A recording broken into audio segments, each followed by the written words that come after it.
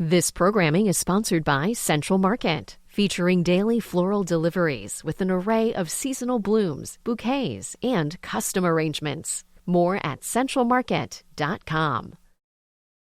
This is the Engines of Our Ingenuity, made possible by the Friends of KUHF Houston. Today, Shakespeare tells us how to stay sane. The University of Houston's College of Engineering presents this series about the machines that make our civilization run and the people whose ingenuity created them. I saw Macbeth again last night. How many Macbeths have I seen? A dozen, maybe? When I was at Fort Monmouth in 1954, the troops did Macbeth in pastel-dyed fatigues and combat boots.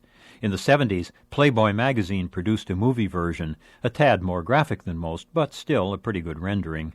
I've seen Verdi's opera version and Toshiro Mifune as a samurai Macbeth in the great Japanese movie Throne of Blood. Macbeth is an odd play about the common denominator of madness. It's what we engineers like to call robust. Robust designs stand up when you do unexpected things to them and with them. Last night's open-air production, given free of charge in a city park, stood up to summer heat, and it held its audience of thousands. These weren't theater cognoscenti, but rather a perfect cross-section of Houston. I'm sure many of the people there would have had trouble paying for an expensive pro-basketball ticket. And the audience sat riveted until Macduff, who'd been from his mother's womb untimely ripped, finally dispatched the half-mad Macbeth. And last night, as always, I left the theater wondering whether Macbeth had been killed by Macduff or by his own guilt. It was a curious experience. I felt a thrill of surprise as Macbeth left the witches to find that he'd been named Thane of Cawdor. Of course, I knew perfectly well the man entering from stage right would tell him that. Yet Shakespeare manages to summon a willing suspension of prior knowledge. Things I noticed for the first time emerged from the well-worn script. They always do. This time it was a physician telling Macbeth that his wife is troubled by thick-coming fancies that keep her from her rest.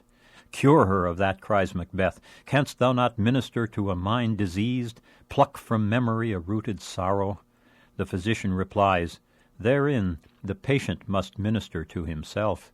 Shakespeare is saying just what modern psychotherapists tell patients, that they must ultimately minister to themselves. His physician reminded us that Macbeth is a play entirely about the dark forces of the human mind. Are those witches real, or did Macbeth dream them up in the first flush of battlefield success? Is there anything that so threatens our mental health as sudden success? God deliver me from ever winning the lottery. I watched the people of Houston, young and old, rich and poor, struggling and successful, as they dispersed into the sultry night air. None of us will let ourselves be beguiled by witches today. We've been warned to enjoy our modest successes without chasing some monster poised to turn and swallow us whole. In the end, this play about insanity is a fine reminder that we all own the means for staying sane. I'm John Lienhardt at the University of Houston, where we're interested in the way inventive minds work.